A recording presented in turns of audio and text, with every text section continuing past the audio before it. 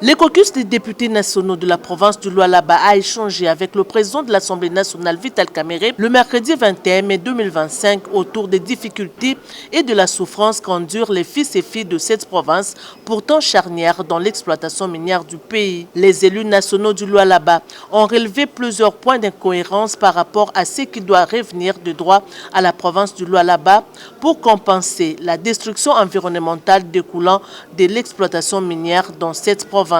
La question de la RN39, hein, c'est une question très importante. Vous savez, la RN39 va jusqu'à Dilolo et au Lualaba, nous avons pratiquement 4 territoires qui en souffrent. Nous avons les territoires de Muchacha, les territoires de Dilolo, les territoires de Sandoa, ainsi que les territoires de Kapanga. Donc nos compatriotes ne savent pas se déplacer facilement. Aussi la question des 6 communes.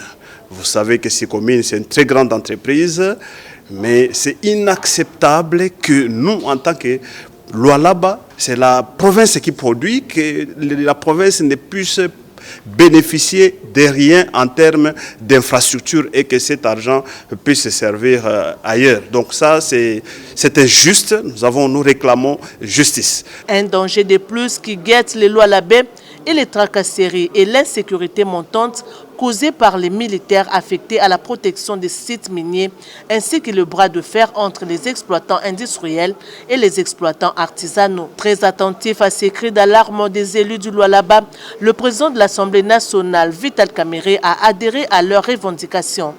Il a promis de mettre en place une commission pour une mission de contrôle sur terrain aussitôt que toutes les revendications lui seront transmises officiellement afin de permettre à la représentation nationale d'élaborer et de transmettre ses recommandations au gouvernement.